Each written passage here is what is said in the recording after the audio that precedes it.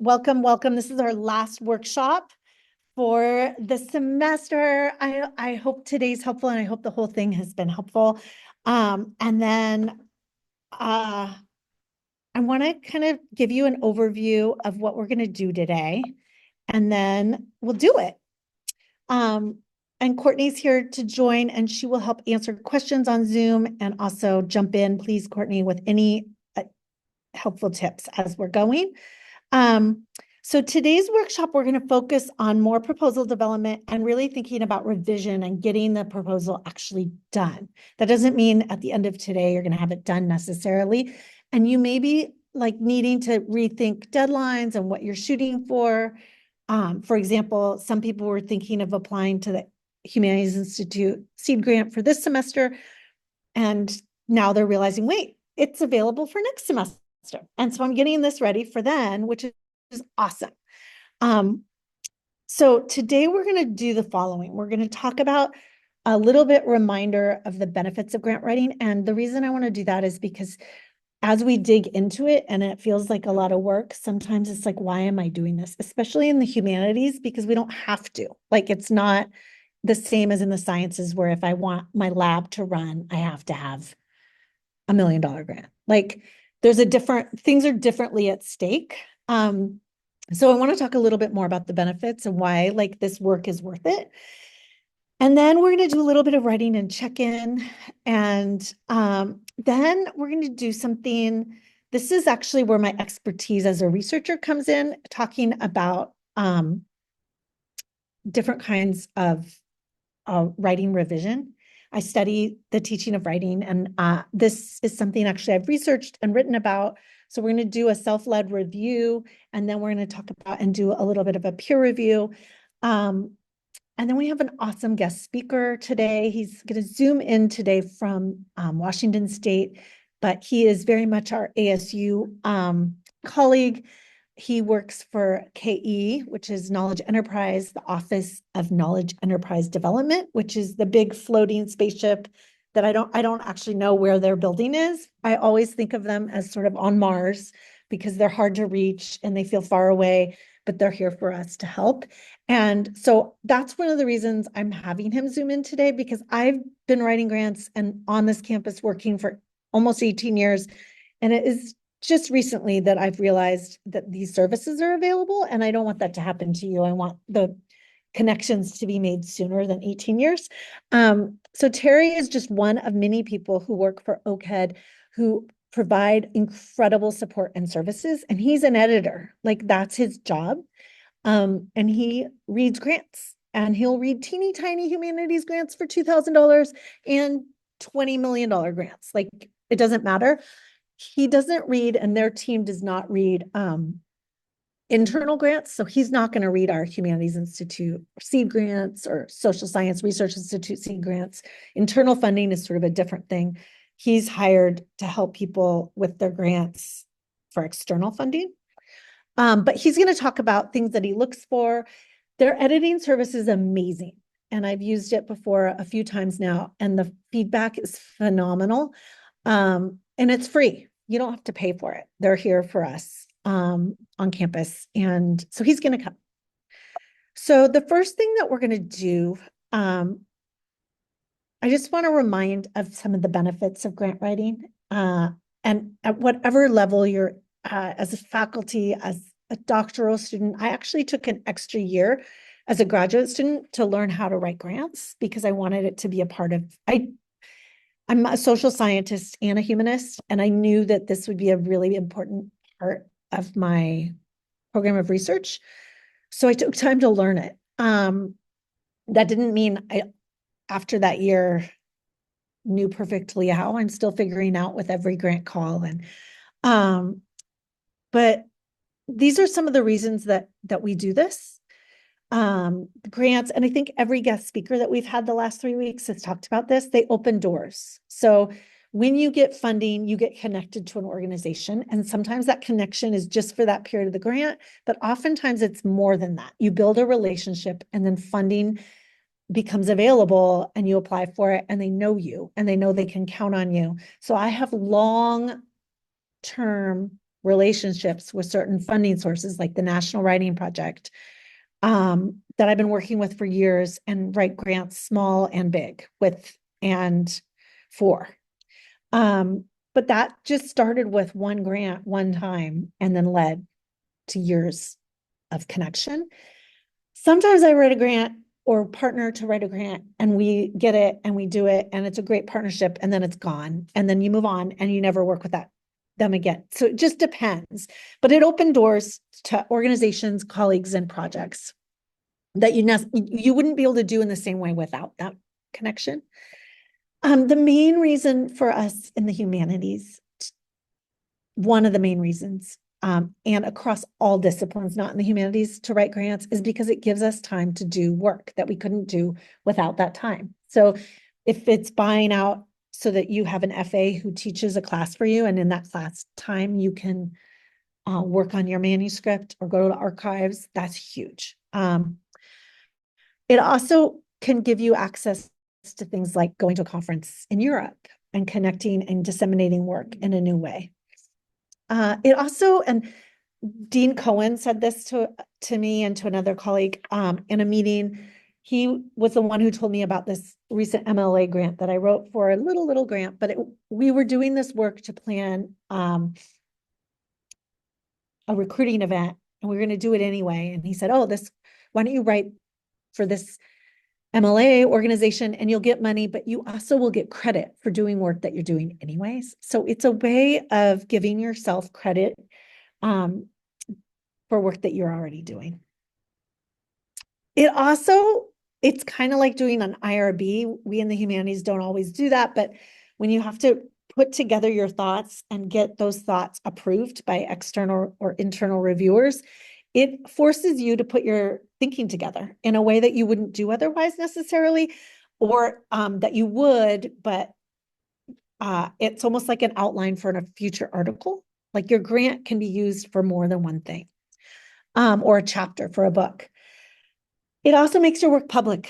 It makes your work public for the organization, but often the organization asks you as a part of the grant to share your work with them, whether it's through a conference, whether it's through a meeting where other people who've gotten the same grant come together and you disseminate and share. So it's a way of making your work public. Also, like the Arizona Humanities grants, they want work that's public and socially embedded. They're specifically funding things that are out in the community with libraries and organizations here. And then more than anything, and I found this as a scholar, as a woman, working in a field like all fields that are highly competitive, and working with the politics of an institution, I have found that getting grants has given me a kind of voice and power and created a little bit of a bubble for myself in a way because it gives me an authority and independence. And I don't know, that's kind of a nuanced thing to talk about, and I can talk about it more, but it's really powerful to have these projects and they're yours. Even if they're yours with a team, it's still like you get to dive into that work, and it's something that you love and you're passionate about. So I just wanted to remind you of some of those benefits. There's many more, because I know it's a lot of work to write these and to dig into the revision. Before we do anything else, we're going to just spend, like I do each week, a minute to get back into our projects because it's morning and we may need more coffee and we have probably been in other meetings or doing other things. So just taking 3 minutes to write where you are with this project. What are your next steps? And what are any questions you have? And also to give yourself permission to be wherever you are with it. So if you don't feel like you've made any progress from last week, doesn't matter. So let's just take 3 minutes to write.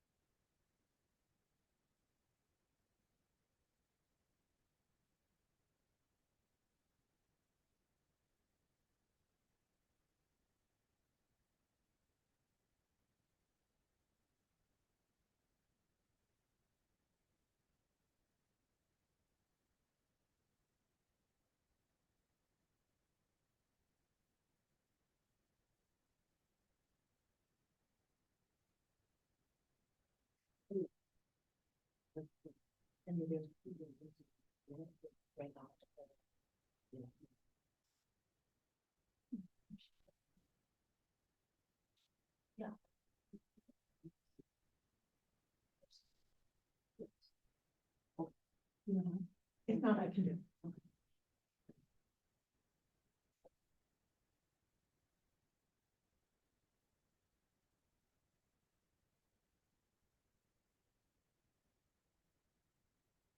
Take one more minute.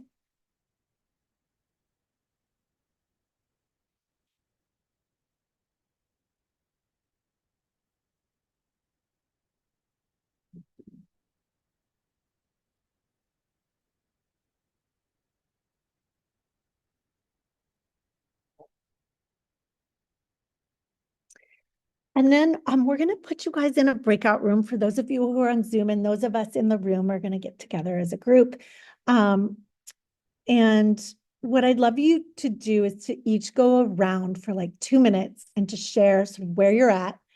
You're not allowed to apologize. So all of us always feel like we're not where we want to be necessarily, or we could do, I don't know. I always feel that way, but you're not allowed to apologize. Just where are you at with the project? What are your next steps? And what questions do you have? You may, yeah, just share for 2 minutes and then go to the next person and we'll just go around. I think it's really helpful to just check in with one another. And then we'll come back and we'll Zoom you back together to go into our revision thinking and next steps. I think just put them all in one. And then you guys can get together here.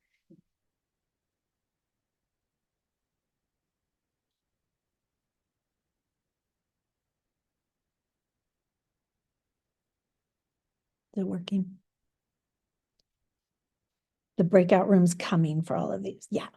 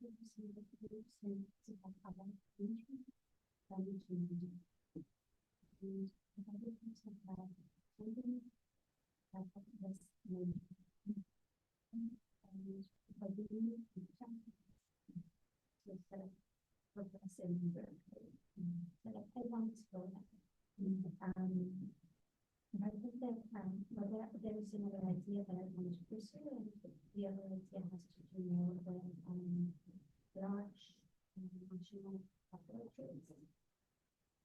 What I study is STEM curves, that of science and art and design. And I think this is particularly against what I did. So when I'm writing, I'm like, I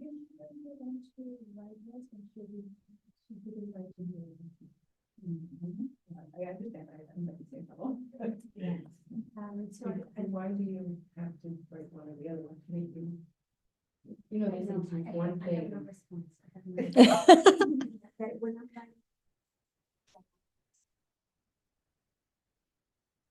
like. Is that a lack of? It's because you have a lot of different things. Why didn't we? I have them. But you don't have to give up all of those things just to do one. So why don't you do one thing really well, get that off your plate and go to the next thing, unless they're all interconnected. They are not necessarily. Okay, so I is focusing on that one thing and then writing the credit to that one thing. if it fits, correct. And you're totally correct, and maybe it's because you like just guiding his position, his purpose, and what's happening to me is that I want to do it all. Yeah. But so it takes, I know what that feeling is. It takes about 6 months to a year to really understand your surroundings and how things work before you change things. So I would sit in that and then pick what you're most passionate about and just focus on it. Because in grant writing, you really have to be focused on the one thing. Because you can water. So do you have something you're thinking about? I think the mentor idea is one that is the one I think the most. Yeah. And so which one, do you know, which?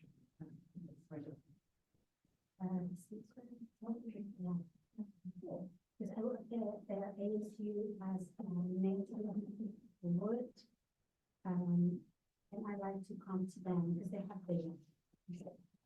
And I like to do a pilot on with the data and see how things pan out through some of the data.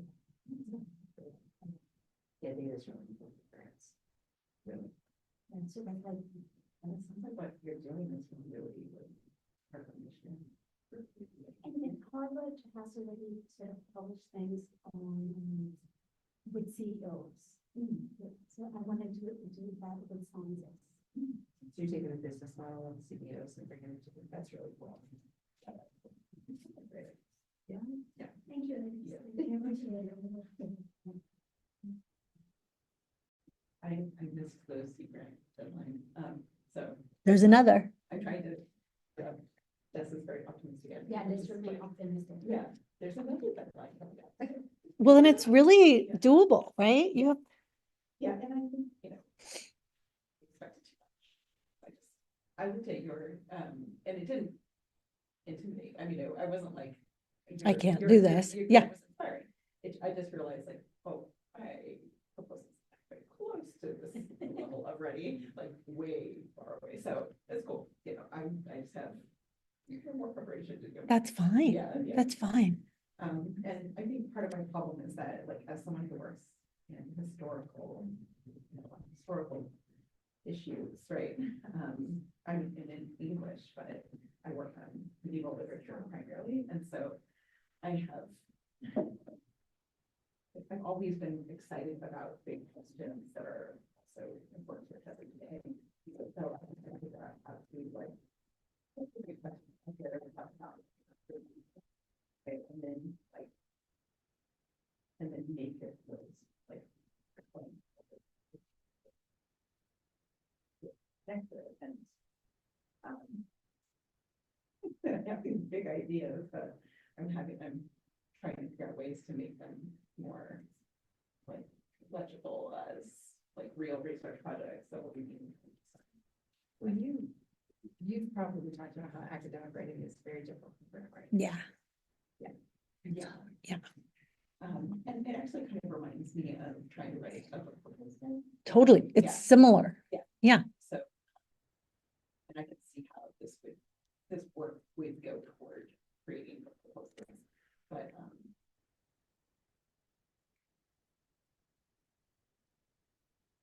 I don't want to be presumptuous about it because but have you dumped and then brought it as tightly as you could bring it? I think I'm still in the process of doing that, right? Like, and I also think that there are gaps in my research and in my reading that exist in part because I'm so busy. So like Totally. right And you can also like the grant I showed you. Most grants I write, it sounds like I know what I'm doing, but it's like a lot of it is like made up, like what I hope to do. And yeah, so I think but then it gives you time, but then it gives you the time that you're talking about to fill in the gaps. Yeah. I don't think you have to fill in the gaps to be able to write always. Yeah, sure, sure. Do you see what I'm saying? Yes. Yeah, yeah. So well, that's partly what a grant would afford you is the opportunity to fill those gaps. So I'm going to close the breakout room in like 1 minute, just so you know. Well, I was in, and I'm not apologizing for it because what I'm doing is totally different. I'm not specifically writing. I'm now a researcher. It's cool. So that is a whole different process, but this is really helpful to help them because I'd rather for one. We'll one. Right, so that, but I need to get that process and that procedure down before I can. Come. move forward. Yeah, have you solicited,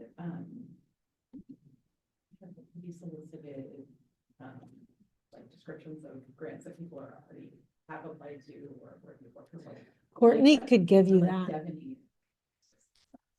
Yeah. And if you had her list, right, and her Yeah. rationales, like that would be huge, right? Well, that's part of what I'm reading. Hello, hello, everyone back. I hope that gave everyone enough time. I'm interrupting the people in the room, so I'm assuming I may have interrupted you. So we're gonna, so it sounds like from the room conversation, and I wasn't in the Zoom, everyone's sort of in a different place. And wherever you're at, some people are reconfiguring their due dates and timelines, thinking, oh, I was gonna do this and now I'm doing that. That's part of grant writing. Like I'm always just depending on my time. Sometimes too, grants pop up and there's such a perfect fit. I drop everything and do that for a month. And it's a mad dash to do it because it's so worth it. And then I put the articles aside, whatever I'm working on aside. And then sometimes it's like, oh, I want to write that grant and it's the deadline's here and I can't do that realistically with my life. So I'm going to do the deadline for next year because that's realistic. And I know it's there and I can do it slowly, 15 minutes at a time and kind of break it up. So the goal is to make it possible and not torture and to benefit your work, not hinder your work. So the next thing we're going to do is talking about developing the grant from wherever you're at is fine. And just accepting the fact that they take time to develop. So sometimes if you're wanting to get a grant out and you have 2 weeks and you're just starting, probably not realistic. And some of it is just realizing like, how much time does this actually take for me in my work? And that's different than anyone else in their work and they're in you and your life. So I have 3 kids and we all are juggling. So just trying to figure out what's realistic and when you can do what. I try to set a goal for myself every year to write at least one. And usually when I start writing one, something else pops up. That's just what I do. The other thing, and one of our guest presenters talked about this, I think Josh Coleman last week, which is so brilliant and so true, is that once you write one, you can use that to write more. Like you literally have a base that turns into, and it's not cheating. It's like writing for different funding audiences and purposes and projects, but you don't have a blank screen, which is huge. Is there a question? Yeah. I posed this question last week to, I forgot the name, and you call it. Josh?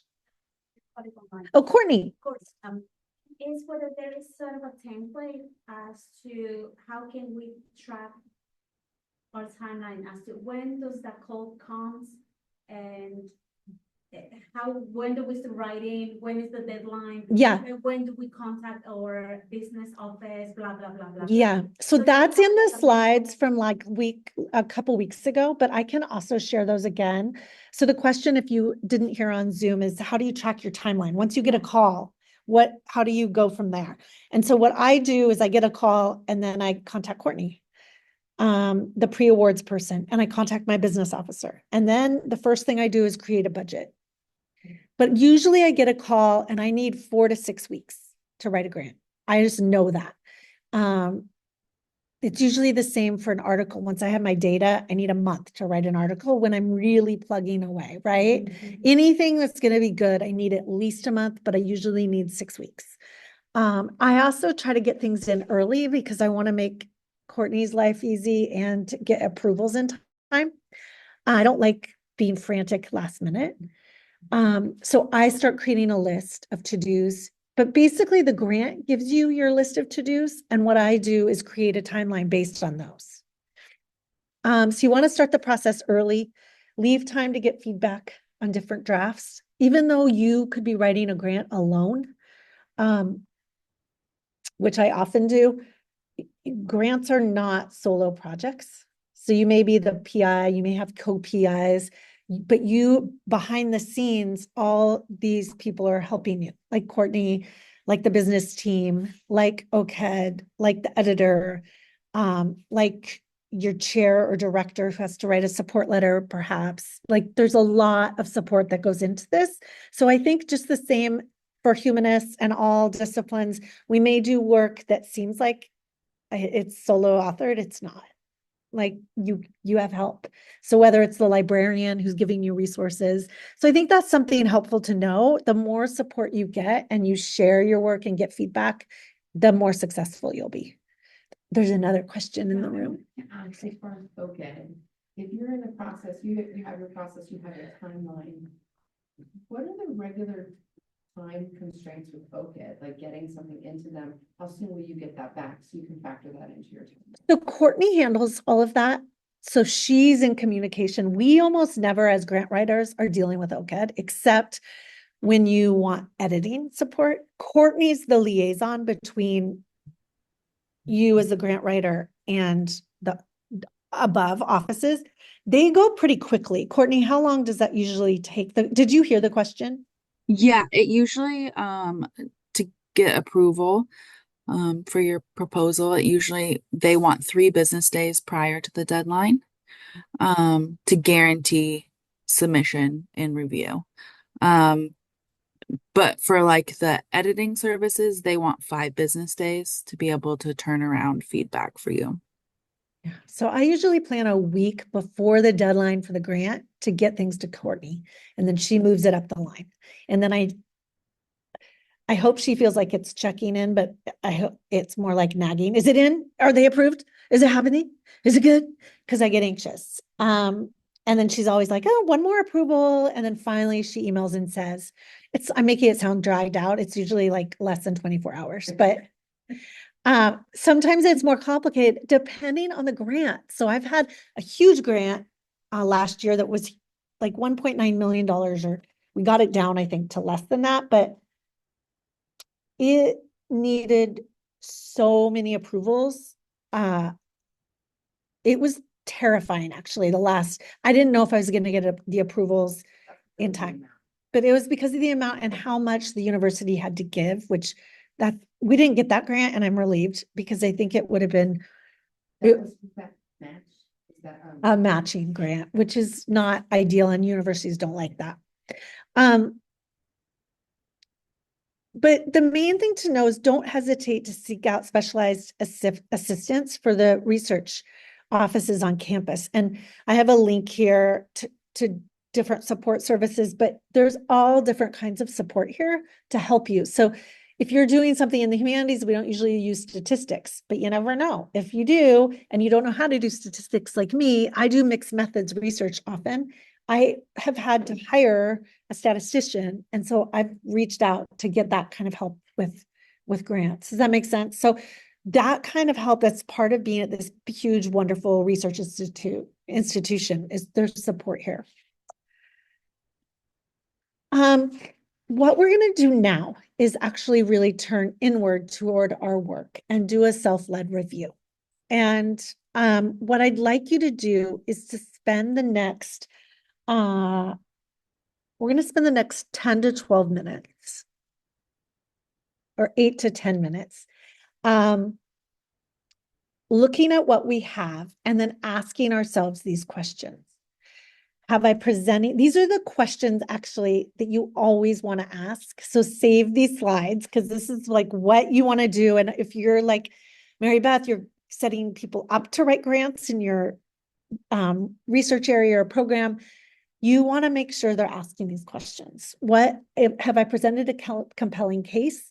Have I made the project goals clear to an outside audience and to the specific audience I'm writing for?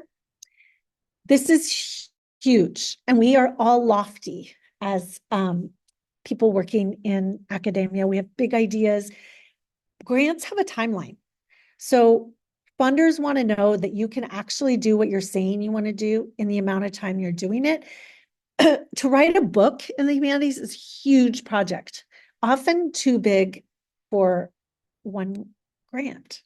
So instead of writing the whole book, how can you get the data or access to the data you need to write that book? That's one grant. And then how can you do the analysis?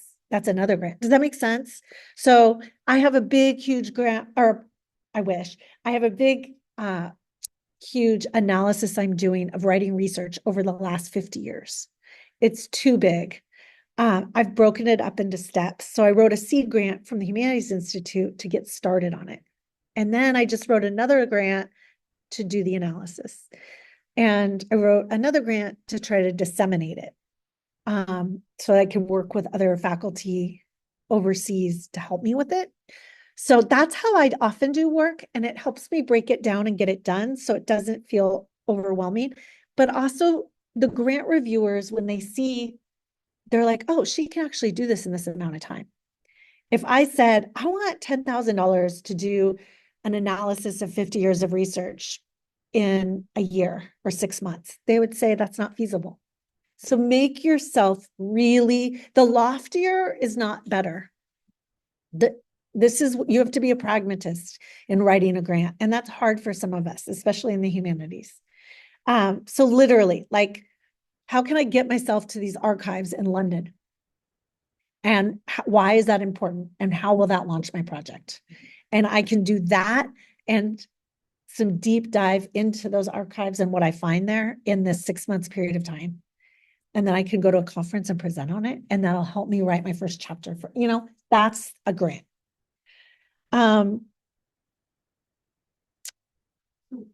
Just to clarify, you are saying many grants could be over the life of one project. Many grants, one project. And that's what Josh showed us last week. And if you weren't able to attend last week, I would go back to it's on YouTube from Humanities Institute, but his presentation is brilliant, showing how one project was framed in different ways and he got funding from 3 sources. It's really smart. Have I offered clear outcomes so that the funders will like? So am I disseminating it? So Brian Goodman and I wrote this grant for MLA. They want if we get the grant, to go to MLA and present on it. So Brian will go to MLA, and we built that into the budget. And it's a gift back to the funder. They often make it clear what they want in terms of outcomes, but if they don't, they need outcomes. And those outcomes don't have to be a book or a huge thing. It can be, I'm going to disseminate this work at a conference and I'm going to get my first chapter, or I'm going to write a book proposal, or I'm going to analyze data that'll lead to another. So for the Humanities Institute, one of the outcomes they want is that you apply for another grant. And it doesn't have to be some huge multi-million-dollar grant that you're applying for next. It could be another sort of small humanities level grant that extends the work of what you're doing, but it's external facing funding rather than internal. Yeah, an improvement of a program can be an outcome. So what I'd like to do is stop talking, because I've been talking a lot, and I'd like you to spend the next about 8 minutes just looking at these questions and kind of, you can, if it were me, I would write responses. I would look at what I have so far and do I have a compelling case? You actually, if you don't have enough right now to answer these questions, then what you could do in your writing is think about, what do I need to get to these questions? So I'm going to be quiet. We're going to just work quietly for about 8 minutes and then we'll be back.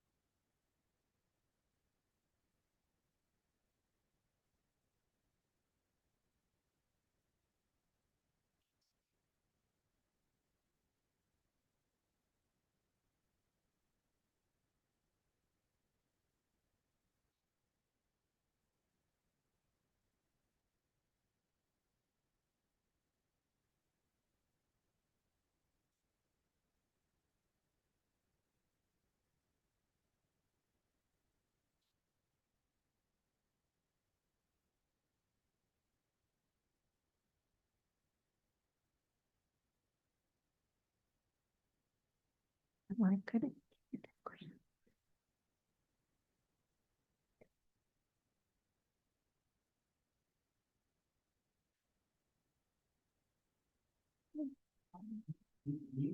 There's been a couple of reports of issues in it. Oh, wonderful. I think, she's coming to talk to you. To check this, the voice. Oh, Yeah, the ticket. that we're doing a presentation. right now. Yeah, so. We would check. I'm trying to do that. I'm trying to go to March now, so I'm off, but I'll leave it to you. Okay. And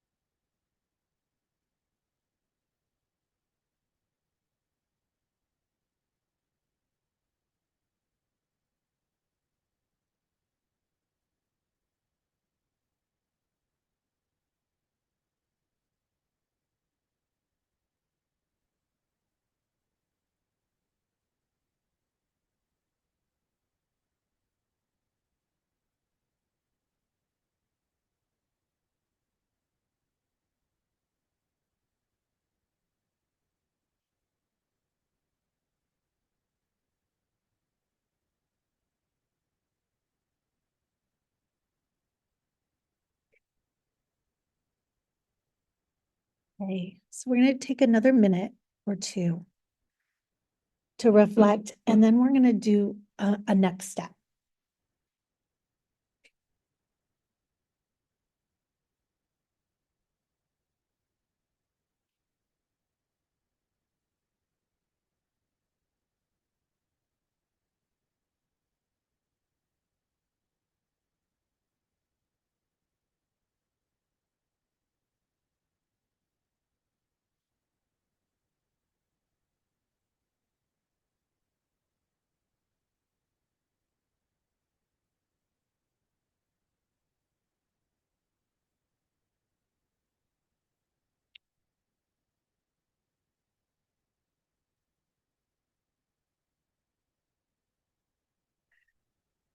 So we're going to break out into breakout rooms again, but this time you're going to be partnered with 2 people or with 3. And then in this room, we're going to come back together. And the idea here is peer review. So if you have something to share and to give your partner, but I also want to give permission that you don't have something you're ready to share. So this would be an opportunity to sort of take your thinking forward with the person you're talking to. I think this is a good time not to actually give advice, but to learn from the other person. What is it you're doing? What is it you're trying to articulate? What is the case that you're making? Who's your audience? So this is an opportunity to articulate aloud or to share a document that you have and have someone else read it. We're only going to take 10 minutes because Terry Christensen is going to join us from OCED at 11:30. But I think it's worth it to just kind of continue the conversation. For me, even if I'm talking to a wall, it's helpful to articulate my ideas out loud. So we're going to split up, and if you'll share your screens and partner up, we'll put you in breakout rooms. Victoria, will you help with that? And we'll come back at 11:30. These are the questions to guide you in peer review up on the screen.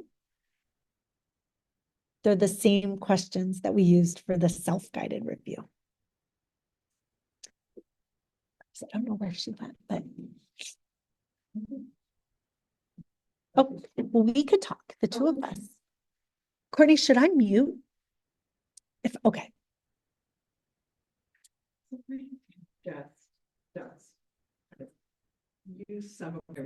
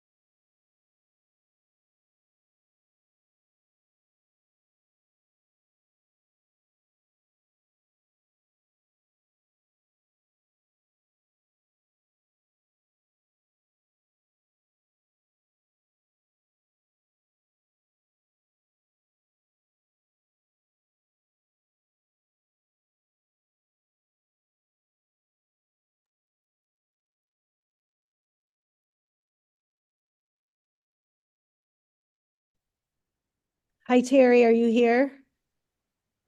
Yes, I am. Can you Hello, hear? hello. We are in, some of our participants are in breakout rooms, and I'm going to bring them back in just a minute. Okay. And then let you share. I have your slides? Do you want me to share them on my screen while you talk? Oh, yes. Yes, Okay. please. Thank you. Yeah. Thank you so much for joining us. Oh, We'll my get pleasure. we'll get everyone back in about 5 minutes. Okay.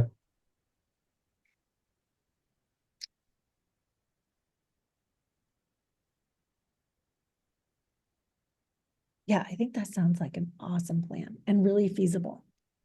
And what you most need is time, it sounds like. Yeah, they'll totally fund it.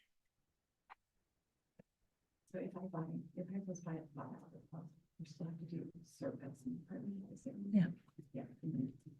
So I just need- Not make that. Are you on Senate? And well, no, yeah, Yeah. the business operation, no, just. Does that meet a lot?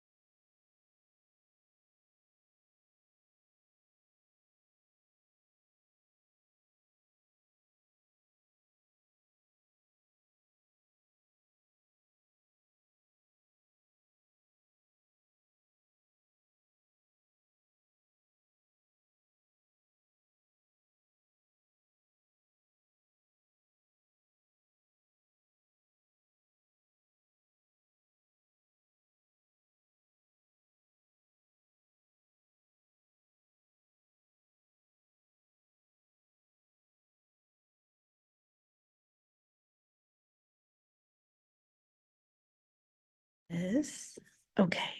We're all gonna come back together. I'm gonna change slides so that Terry, your slides are up, and I'll introduce you in just a minute. I'm gonna make it visible. Where's the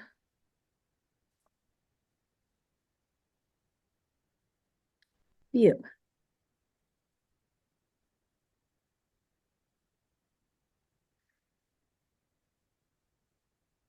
How do I show this as?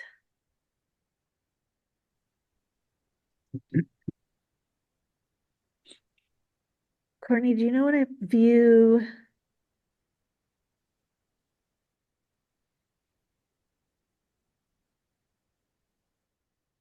Why is it so hard? Do you know? I think you can just click on slideshow. Where's that? To your left on the top, where you were just at with view. Oh my gosh. Thank you. Sometimes the brain doesn't work. Except why does it look like that? Let me try something better.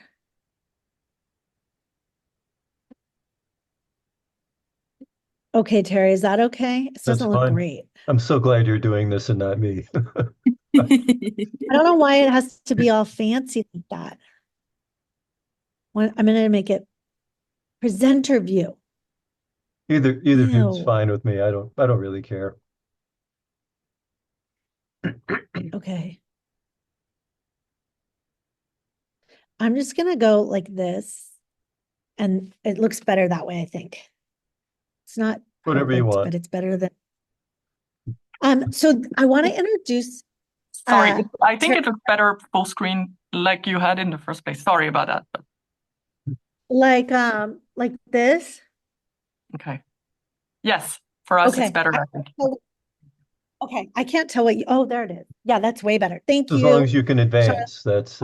that's all I care about. Just as long as you can advance it. Perfect. So, Terry Christensen is here from the Office of Knowledge Enterprise and Development. People often call it KE for short. And he runs the I'll correct me if I'm wrong, Terry, but I think you run the editing program Yeah, services. the research editing office. And So, we've just moved recently. Now in research development. We were in research technology. Now we're in research development. okay, great. So this is a grant writing workshop. And some people in the room have written grants before and on Zoom, and some people have never written grants ever. And I just wanted to have you come join us for a couple of reasons. One, to know that your team exists and that you're here to support grant writing on campus and how to access that. And then two, to get your expert tips and suggestions. Um, so I'm going to hand it over to you to share. And you're zooming in today, I think from Washington State. Yes, Washington State. Yeah. Yeah. I love Live it. on an island in Puget Sound. Oh, which one? Whidbey. Oh, I love it there. I'm from Oregon. I grew Oh, up you in are? Oregon and I Okay. went to college in Washington. So You did. I love Okay. it up Yeah. there. So welcome. And Thank you. I'll just let you go forward and I'll move your slides forward. Just tell me when. Okay, you can go to the next slide. Uh, Okay. what are we going to do today? Well, first of all, I want to explain briefly what we do. When we edit, we look for typos, grammar, spelling, that kind of thing. But that doesn't excite me. What interests me in this position is to think about the clarity and the logic of the academic story you're trying to tell. How tight is it? That's why I like this work. So we attempt to flag any issues that a reviewer might have. Right? That's what we attempt to do. So we go beyond typos and grammar and such. I wanted to dispel one myth right away, and that is in our office in research editing, we do not have a dollar figure. We don't have a dollar figure. Now, frankly, about two-thirds of our proposals they're NIH and they're NSF, and the mode is about $570,000. Right? I haven't had a humanities or an arts proposal anywhere near that. Okay, so if your proposal is for $10,000 or $15,000, don't think, oh, hey, well, I'm not going to bother them. We really like to receive from humanities and the arts because we don't get that many. And so we do not have a dollar figure. If it's That's 5 so million, helpful. great. I If I it's did. 5,000, great. Okay, so let's just get rid of that myth right away. Okay, the next slide, please. There we go. I went back through maybe the last 20 or so NIH and ACLS proposals that I edited, just to get a feel for the kinds of comments that I was making. So here's a little list of the things that I saw when I went back and took a look. Just what am I seeing? Vague reference to research questions that are not stated. Okay, I see grant proposals that are extremely structured. NIH and NSF, those are really structured. When I go to NEH and ACLS and to some extent Spencer and some others, these are loosely structured proposals in comparison. I mean, there's really no comparison in terms of the level of structure. And I think that contributes to sometimes what I see as a lack of focus. Vague reference to what might be a research question, but it isn't specifically stated. And in NSF and NIH, you got to do this in the first page.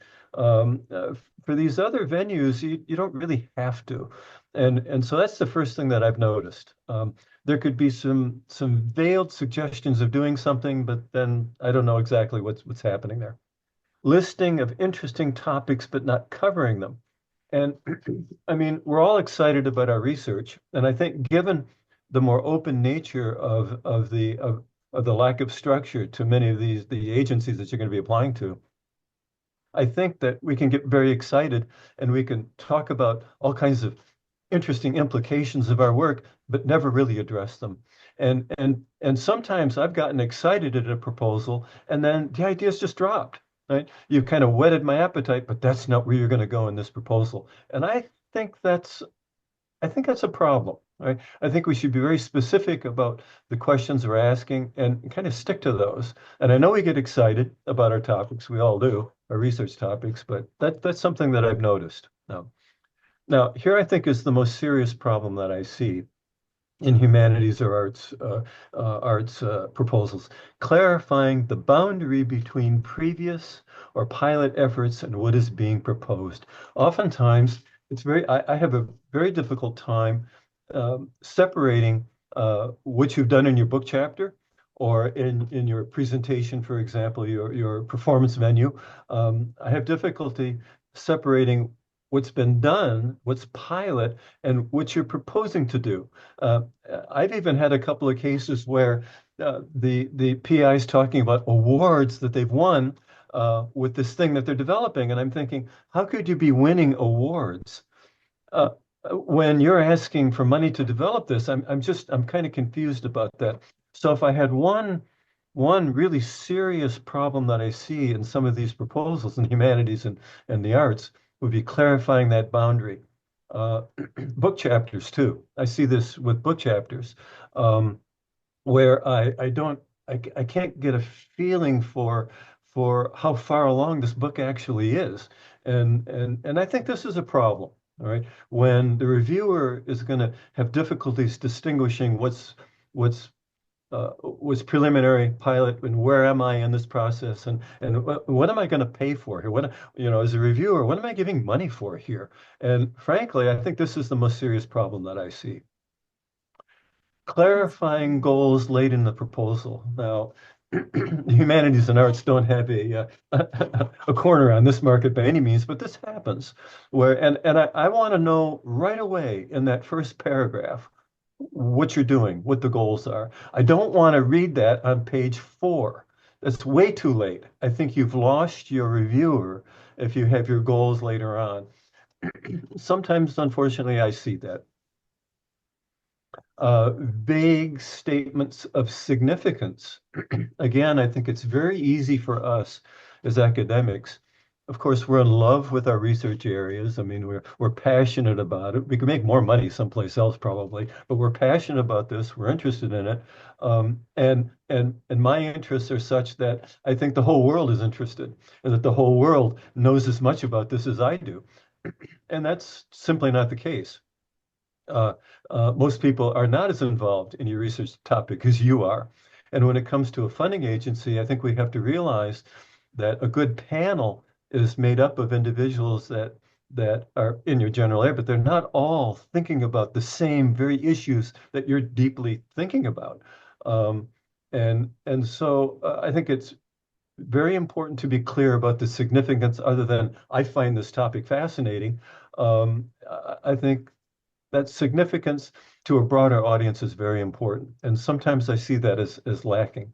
And I understand it because when I was doing research in my field, I was immersed in it. And why do I have to talk about the significance of this? Because it's obviously so very important. I mean, I'm fascinated by it, but that's a self-delusion in a way. I think in any funding organization, as you move up the hierarchy of who makes the decision, right? You move further and further away from your research area or your performance area. It's just the way that these things operate. So make sure that the significance of your work is clear to a fairly broad population of individuals. Now, related is the idea that I think it's important to talk about the existing literature in your field and offer proper citations. Oftentimes I'll see some discussion and it's in the literature with no citation there. That surprises me in a way, but I see that. But this is related to the significance, making sure that the literature background in your area is being covered sufficiently so that your contribution is going to be clear. And I see this as an issue sometimes. I'm wondering, what's this about and how is it fitting into things? And again, I think it's part of our, it's part of the kind of more open, relatively open structure you have with these agencies, but and also our excitement about our field and just communicating more exactly how this work fits into this existing literature. I'm continually asking people across the board, no matter what their field is. Theory might be mentioned, but I think it's very important to talk about any theoretical advance that's being made. I mean, we could look at theory very formally, or we could just say, hey, theory is just a framework of ideas and beliefs that shape this research. And I think that it's important to, as an academic, no matter what our field is, to be talking about our theoretical orientation and how we might be advancing theory in this field, whether it's a performance field or whether it's a straight academic field where you're thinking about certain variables in this literature or whatever. I think this is important to do. I have seen several times built into the methods interviews and very commonly seminars. I want to do a workshop seminar. I think that we can work toward more detail in our methods as to how we're going to recruit people to be participants. How are we going to reach out to the public that we want to reach? Quite frankly, I'm not convinced with many proposals that I've seen that you're going to be able to go out and research and reach this population that you might be interested in. So I think thinking more specifically about the details of your methods could be useful. I think it could be useful for the reviewer to be able to interpret whether you can do this study that you're proposing, but I think it's also useful for you working through methodology to make sure that you're taking early steps in being able to reach the population that you want to reach. Now, related to this is you may have collaborators. You may have people that have suggested an interest in participating in a panel. When I read that, I think, oh, wow, I don't know whether this panel is ever going to come together. So letters of support. I don't think for me as a reviewer, it's sufficient to say, I've talked with a couple of colleagues and I think there's some interest here. To me, that doesn't pay the freight. Right? Having letters of support, these people have said that they are going to participate in this panel. And I know that they have audiences. I know that people are following them.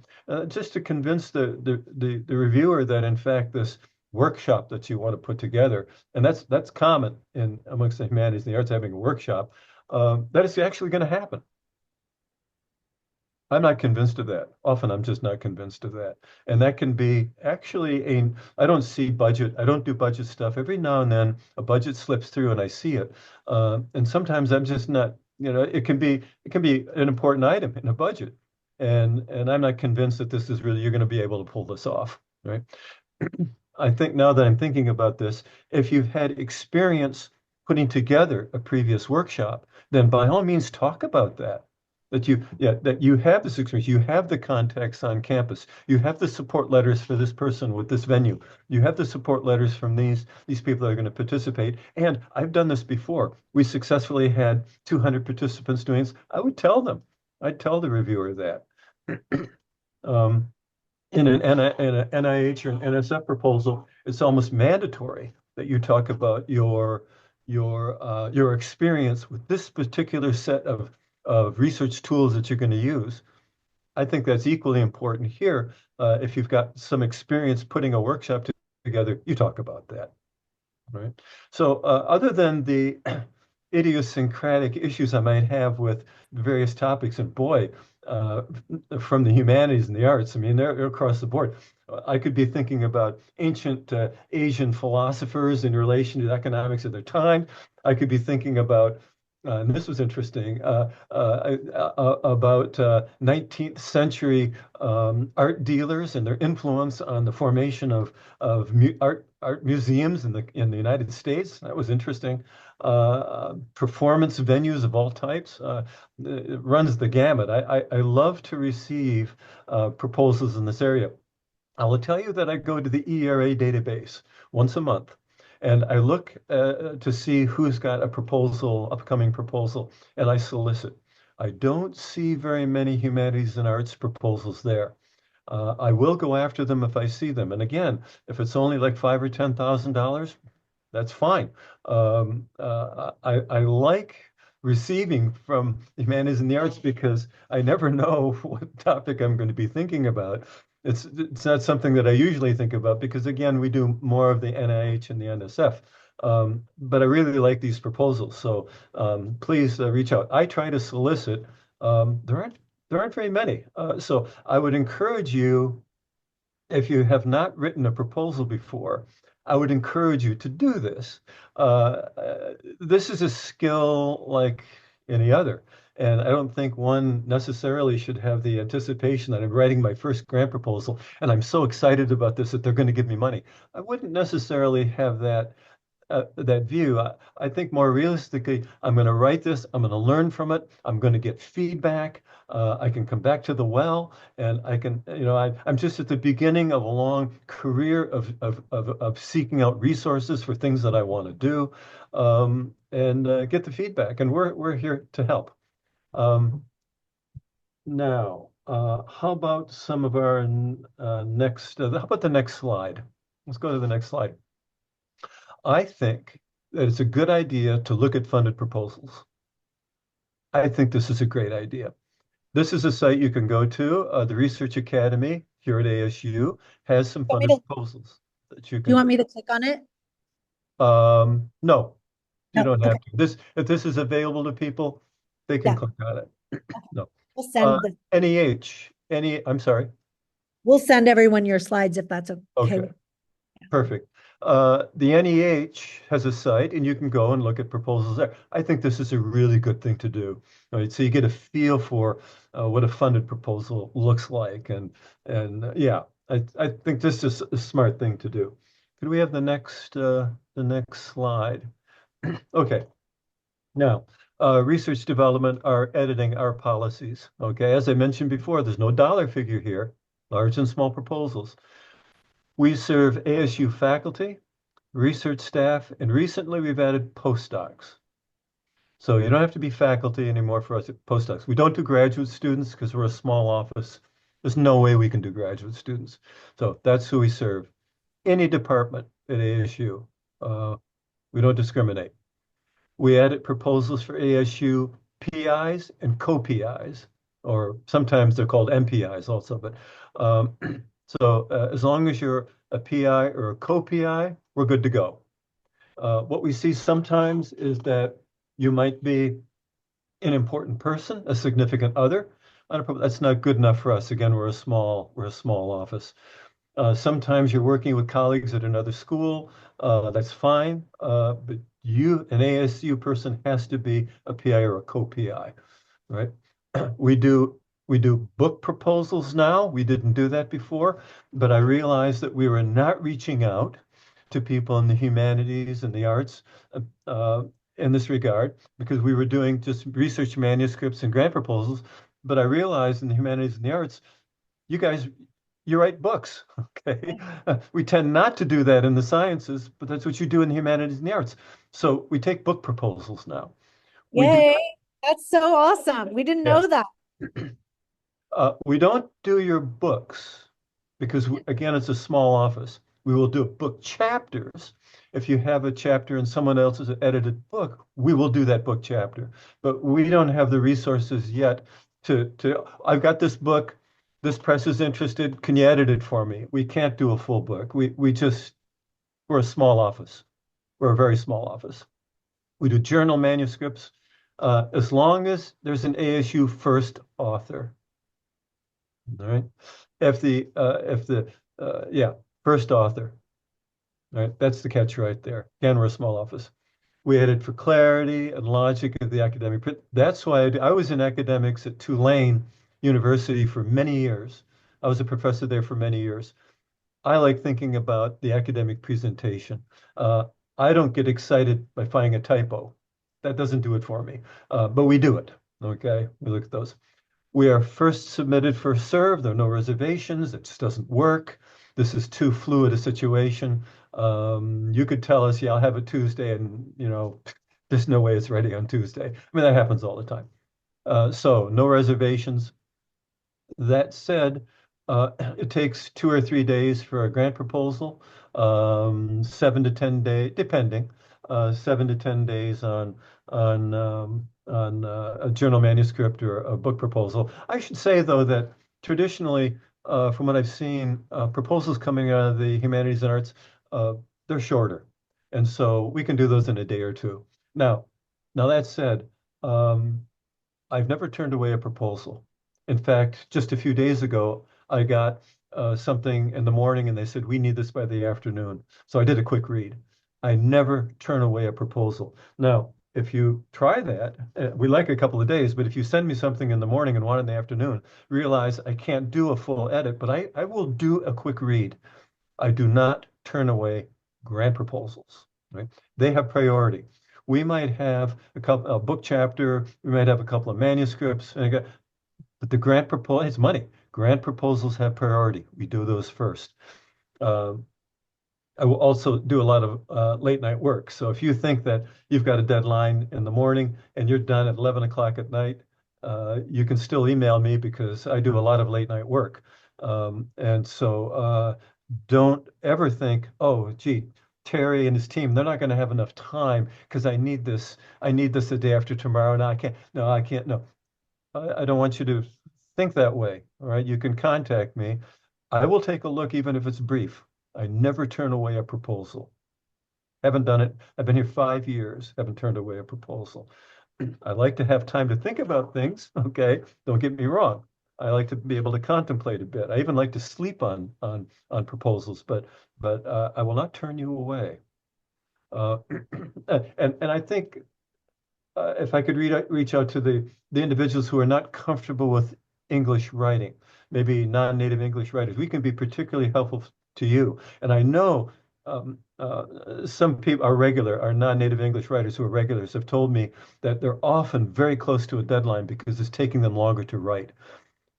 Don't let that keep you from contacting me and say, hey, Terry, I'm sorry, I know that this, but can you take a look? I will take a look. All right. I do not turn away proposals. This doesn't relate to you guys because I don't think anyone works in latex, but in computers and mathematics and some areas of engineering, latex is there. We like to edit Word files. If you're not working in Word, if it's PDF, we'll convert it and edit it in Word. There are just too many platforms out there for us to try to wrap our technical minds around and work with. So we'll convert Word, you get the Word file back again. But I don't think that's an issue for most of your PIs here. That's for other fields.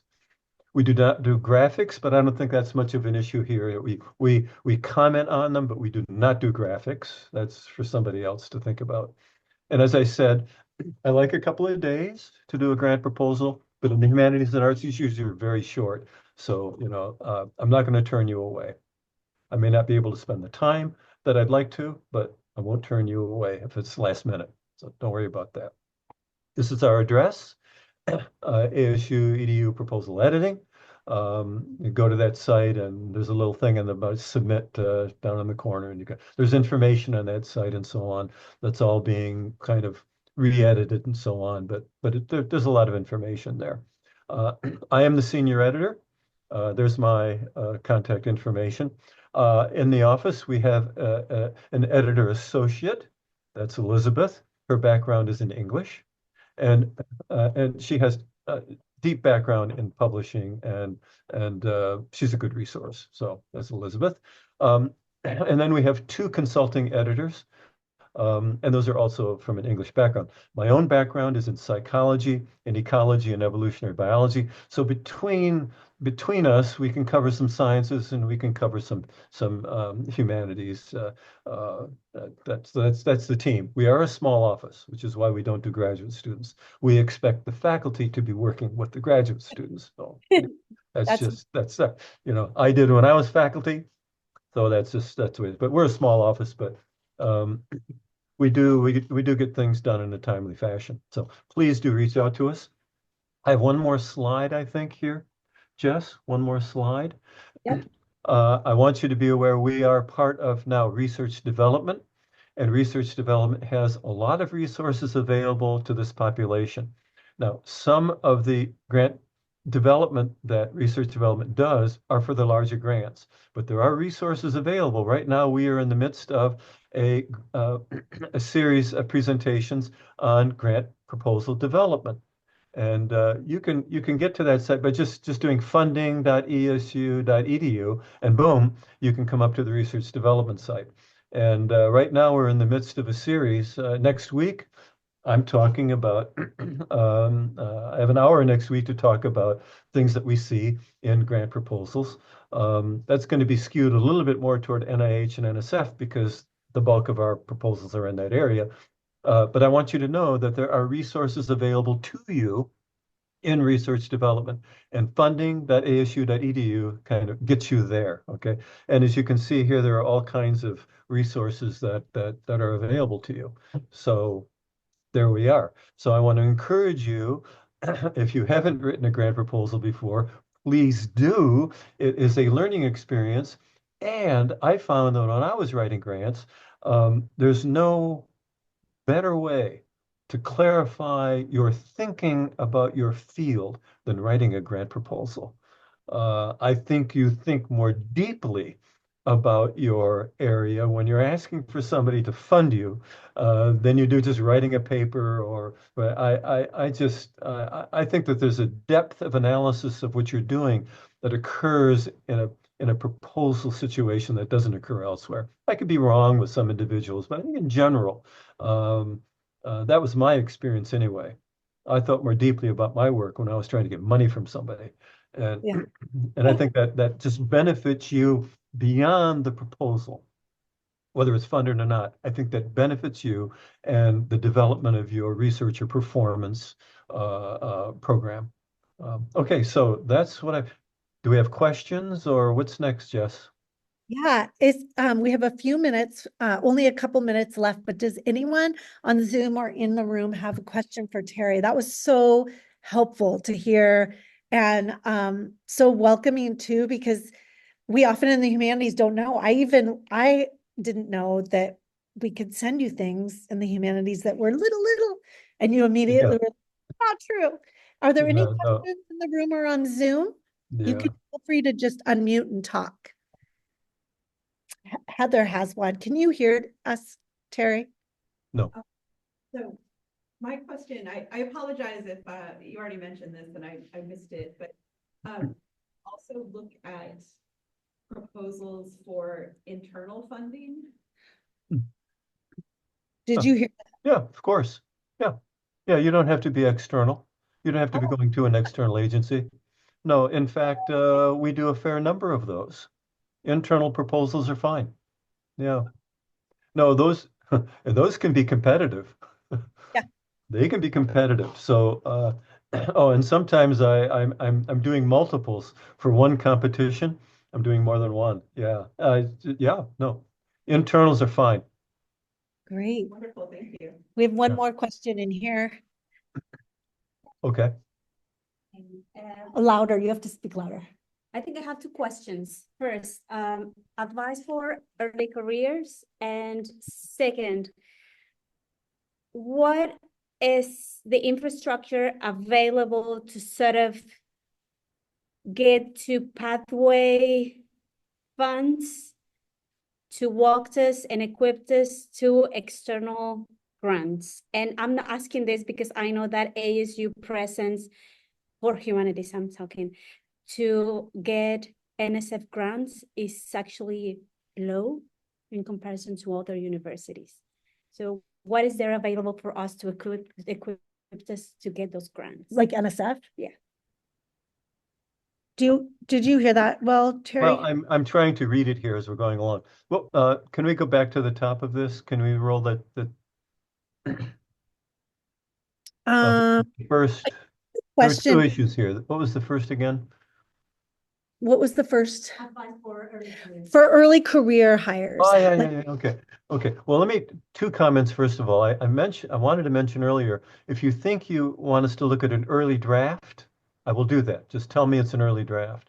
Now, for careers, I think that the successful career proposals that I've seen, very early on outline what your long-term research and teaching programs are about. Both of them. Long-term research, performance, and then teaching. And then how is this proposal going to help you reach both the research or performance goals and your teaching goals? The proposals that I've seen have been fun to do that. And I think that creates then a actual career proposal. I've had career proposals where I didn't know it was a career proposal until the end. I didn't know it was a career proposal. I had no idea it was a career proposal because they didn't tell me what their broader plans were, and then briefly how this proposal fits into their seeing those plans come to fruition. So that's my main advice right there with career proposals. Be right up front with what your long-term performance research goals are and your teaching goals. I mean, we're in an academic situation anyway, so teaching is always important. So get that up in front, and then the reviewer has a chance to understand how this work is going to help you develop, because that's what this isn't just a research, it's research performance, okay, but it isn't just that. And so we want the reviewer to know that right at the very beginning and to see that integration of research and performance and how this is going to influence your development. it's helpful. Now, the second was much more complicated, and I'm not so sure that I'm the person to be able to answer this. Can we go back and let me, The way I'm interpreting the question is, if you want to eventually go for something big like an NSF, how do you get there? So, like, you don't start by writing the NSF, right? Or, I mean, you can, but the chances are very limited. So if you have dreams in your career of getting to that place where you're writing for a huge funding source, are there ways to kind of think through how to get there? yeah, yeah. Well, I think you have to show productivity.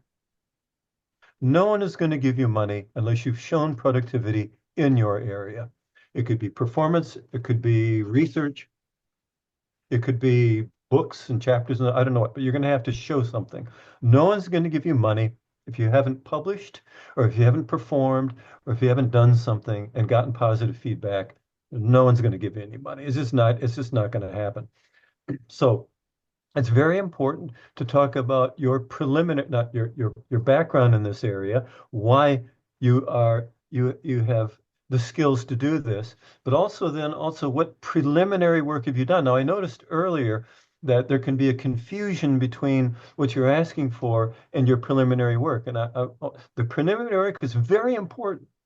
Say, hey, look, I've thought about this performance. I've thought about this book topic, and I've done this research. I've got this back. This is what I've done so far.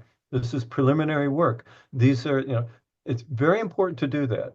If you have to show them that you know enough about that topic, that you've dabbled enough that you can see what potential problems might emerge. In fact, in NIH, you have to do this. You have to tell them, in NSF, this might be a problem, and this is how I'm going to deal with it. So I think your presentation has to be detailed enough and confident enough that you can do this work. You know this field, you know this performance area, you know whatever area you're in, and you've had these experiences. So the preliminary work and your past work is very important to clarify what that is and keep it separate from what you're asking for, so there's no confusion between the two.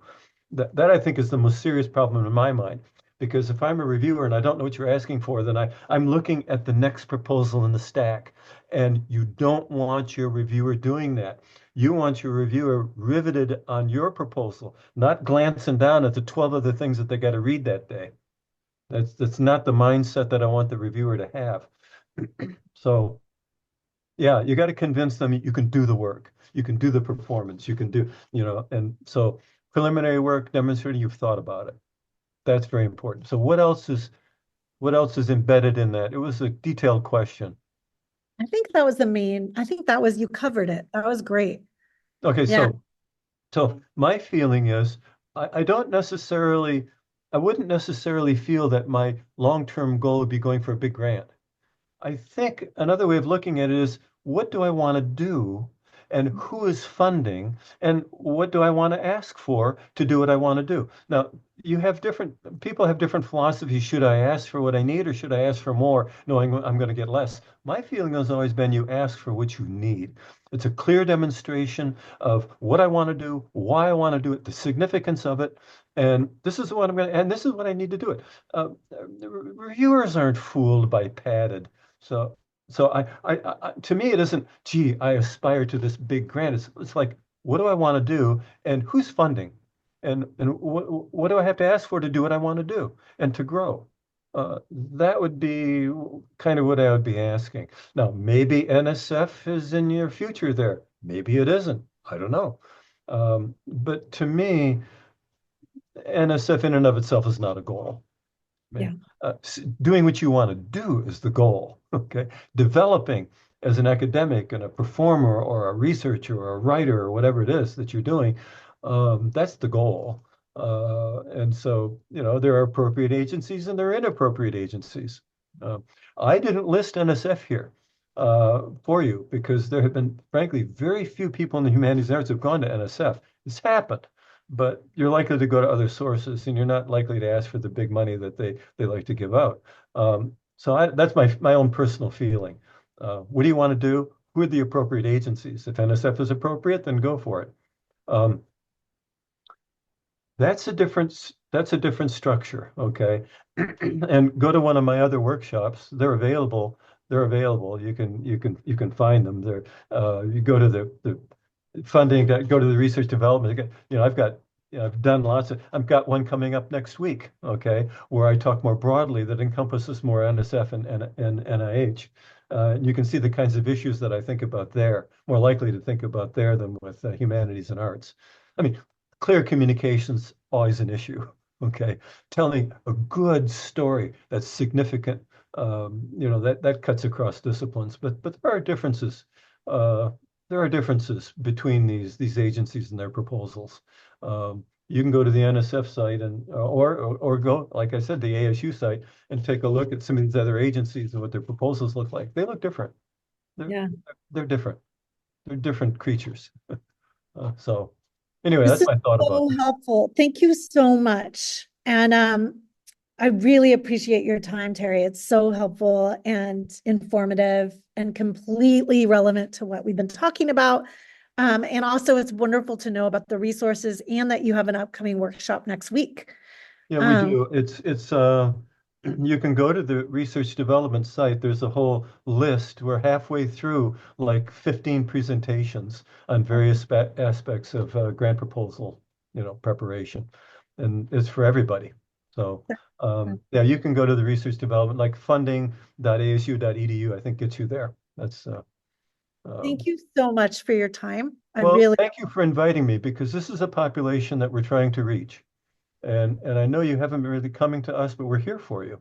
And I really like to receive these. They're kind of different from what we usually do. I mean, it's refreshing, and the topics just are really esoteric and interesting to me as an academic, and things I never think about. I mean, I just don't think about these things. I never thought about uh, art agents in the 19th century oh, influencing museums that I've been to and that I love, and I never thought about it. So I really I want to reach out to this population. Please come to us.